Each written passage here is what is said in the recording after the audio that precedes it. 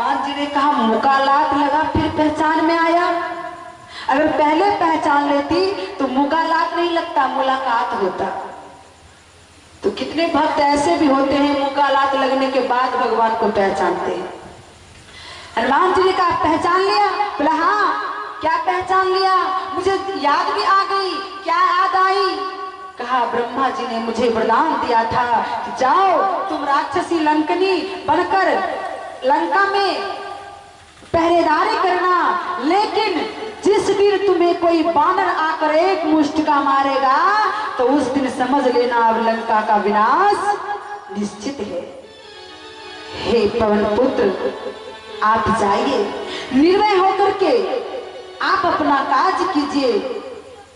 प्रवेशी नगर की जय सब काजा, हृदय राखी कौशलपुर राजा।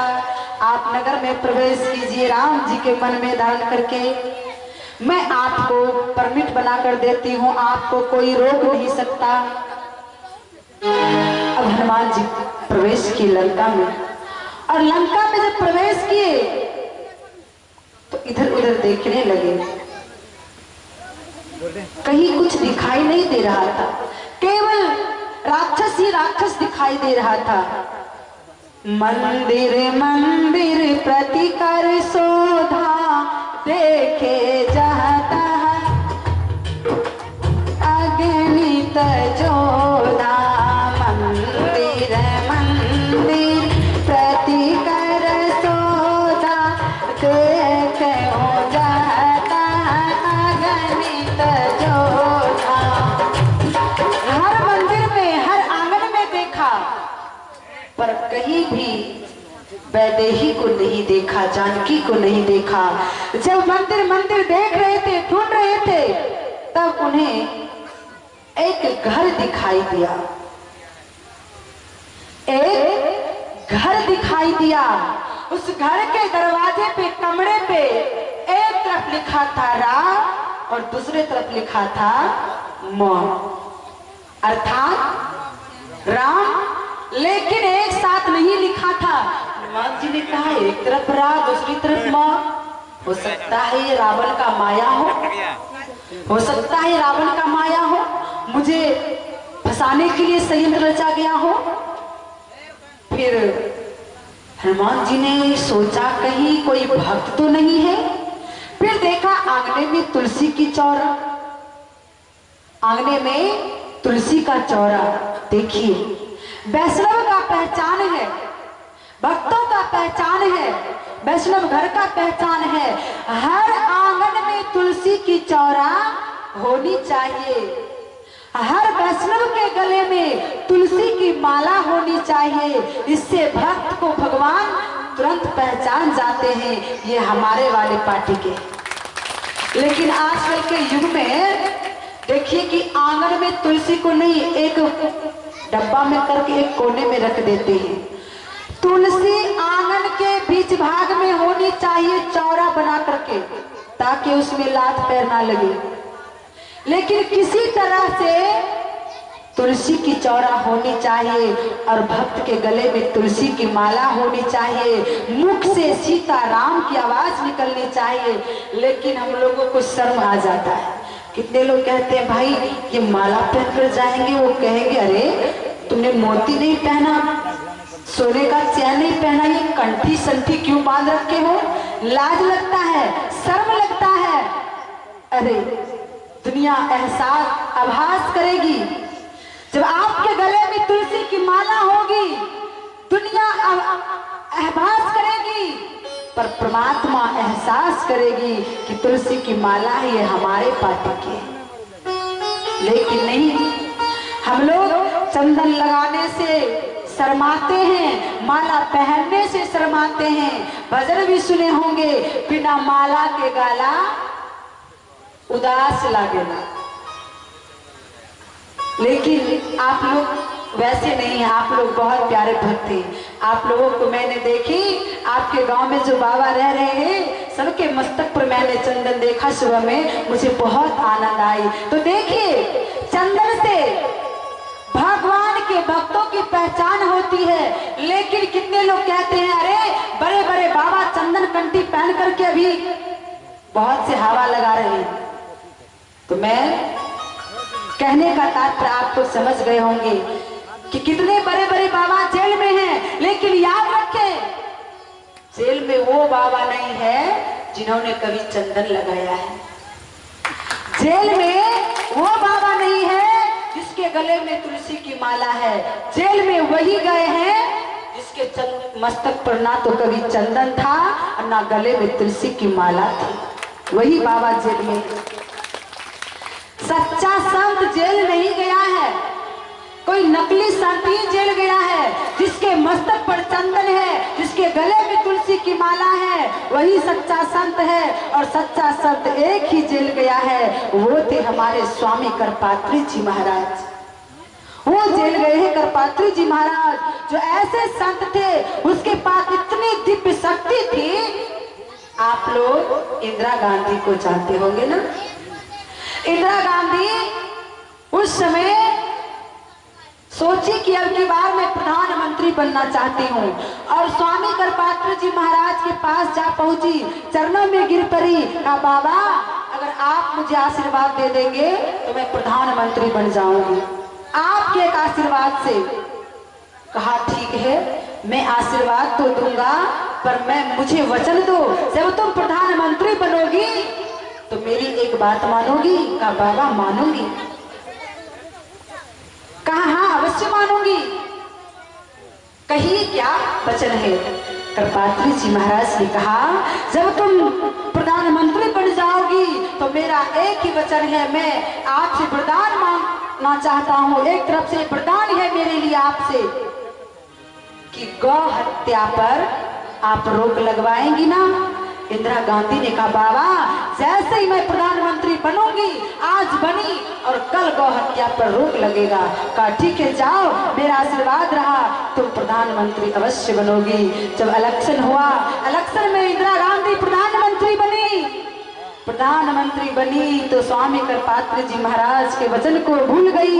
ऐसे आराम की जिंदगी काट रही थी। 1 माह 2 माह 3 माह 4 माह 5 माह 6 माह जब बीत रहा था, स्वामी करपात्री जी महाराज ने कहा चलो हो सकता है राज के पद में भूल गया हो, एक बार याद दिलाता हूं। स्वामी करपात्री जी महाराज 10,000 संतों को लेकर, 10,000 गौ को लेकर के दिल्ली के सांसद भवन पर चढ़ाई किया और कहा इंदिरा गांधी ने जो मुझे वचन दिया था आज उसे तुम पूरा करो। गौ हत्या बंद हो, गौ हत्या बंद हो, गौ हत्या बंद हो कि नारा लगा रहे थे चांदनी चौक सदर बाजार में दिल्ली में। तो इंदिरा गांधी के बॉडीगार्ड को पता चला तो इंदिरा गांधी क्षमा मांगने की जगह अपने बॉडीगार्डों से कहा गोली चला दो। और कितनी गोली चलाई गई, उस गोली चलने से कितने संत मरे, कितने गौ की हत्या हुई, गौ माता को भी गोली लगी। करपात्री जी महाराज बच गए थे। करपात्री जी महाराज के आंखों में आंसू आ गया। इंदिरा संतों की हत्या हुई है, संतों की खून मैं तुझे माफ करता हूँ, पर गौ की हत्या हुई है मैं कभी माफ नहीं कर सकता। तूने मुझे वचन दिया था गौ हत्या बंद होगा और तूने ही गौ हत्या प्रारंभ कर दी। और इतना पता चला तो उन पे भी गोली बरसाई, लेकिन करपात्री जी महाराज को गोली नहीं लगी। इंदिरा ने बॉडीगार्ड को बुलाकर पुलिस को उतार दिया और करपात्री जी महाराज को जेल में बंद कर दिया। करपात्री जी महाराज ने श्राप दिया, इंदिरा जाओ मैं तुझे श्राप देता हूँ, संतों का खून तो माफ करता हूँ पर गौ का खून माफ नहीं करूंगा। जिस तरह से तूने गौ पे गोलियां चलाई है ना, आज गोपाष्टमी का दिन था, जाओ तेरा सर्वनाश हो जाएगा। तेरे कुल में जितने भी मरेंगे सब गोपाष्टमी के दिन ही मरेंगे। और मैं आपको याद दिलाऊं कि जितने भी इंदिरा गांधी के दिन कुल में मरे हैं अभी तक, राजीव और संजय और इंदिरा, तो कुछ संतों ने कहा संजय मरे आकाश में, दिन था गोपाष्टमी, इंद्रामरी आवास में तिथि था गोपाष्टमी, राजीव मरे मद्रास में तिथि था गोपाष्टमी। जितने भी मर रहे हैं गोपाष्टमी के तिथि के दिन ही मर रहे हैं, इससे बड़ा और पाप क्या हो सकता है। तो ऐसे सच्चे संतों का पहचान है, जिसके गले में तुलसी की माला है, मस्तक पर चंदन है, उससे कभी पाप नहीं हो सकता है और उससे कभी पाप बच नहीं सकता है, उसका तो सर्वनाश निश्चित है। इसलिए हम तुलसी की माला ना छोड़े और चंदन ना छोड़े, मुख से राम नाम का ध्वनि ना छोड़े। वह घर था विभीषण का कुटिया, हनुमान जी ने कहा लंका में भगवान का भाग, ये है क्या, इसका पता कैसे लगाया जाए। तो हनुमान जी वहां विप्र का रूप धारण किया और वहां खड़े हुए। उसी समय ते ही समय विभीषण जागा, राम नाम ते सुमिरन लागा। उसी समय विभीषण जागा और राम नाम का उच्चारण किया। देखिए कथा क्या संकेत देती है। जैसे ही जगे तो राम राम करते हुए जगे। हनुमान जी चकित रह गए, अरे लंका में राम नाम, ये कैसी अनहोनी है, लंका में राम नाम, मैंने कभी सोचा नहीं था। इसका पता कैसे लगाया जाए। साधु का रूप धारण करके अगर मैं पता लगाऊं तो इसमें कोई हानि नहीं होगी। हनुमान जी दिव्य रूप में थे, विभीषण जागा, राम राम सुमिरन करने लगे। तो एक दूसरे से दोनों परिचित होते हैं। विभीषण जी जागते ही राम नाम बोले, और हम लोग जागते हैं तो हाफी लेते हैं, अंगड़ाइयां लेते हैं, उसके बाद कहते हैं चाय, जागने के बाद चाय, सोने से पहले कॉफी। इससे क्या होता है देखिए, जो और कितना लोग सोने के लिए जाएंगे कि बाय बाय गुड नाइट, अच्छी रात हो, लेकिन ये नहीं कहेंगे कि जय श्री राम, आपका शुभ रात्रि हो, राम जी आपके ऊपर कृपा करे। देखिए तो मैं कहना चाहती हूं, जो जिसके मुख से जब राम नाम निकलते हैं, समझिए वो जाग चुके हैं।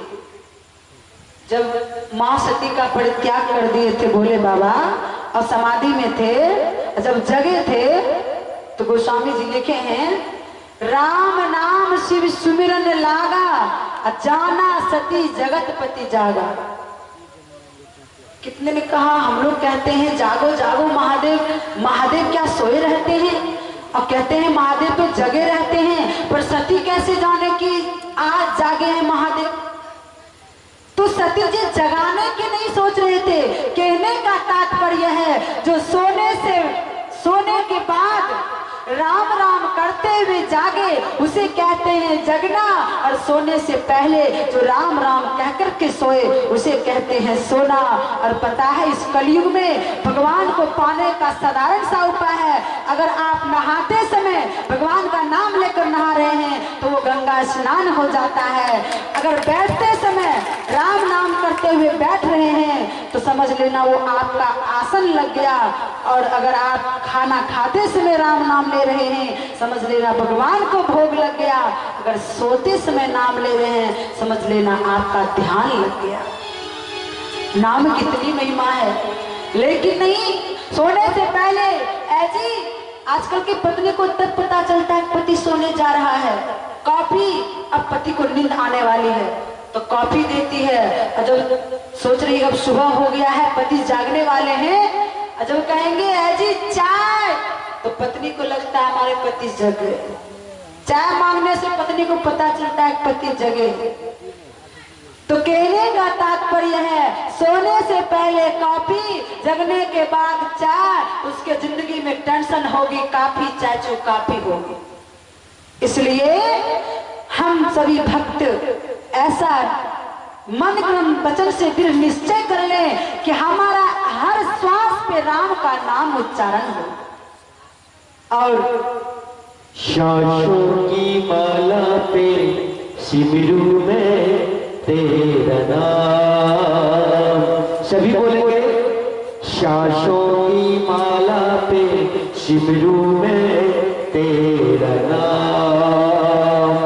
सांसों की माला पे सिमरू में तेरा नाम। बोले श्याम रामचंद्र की। पर इस मानव तन पाकर जिसने राम का नाम ना लिया, जीते जिसका जीवन बेकार हो गया। और कहते हैं ना राम नाम लिन्हो ना कृष्ण नाम लिन्हो। जिसने राम का नाम नहीं लिया, ना कभी कृष्ण का नाम लिया, ना कभी गुरु महाराज को याद किया, तो ऐसे व्यक्ति को चिल्लुभर पानी में डूबकर मर जाने से फायदा है जो राम का नाम लिए बिना घूमता है।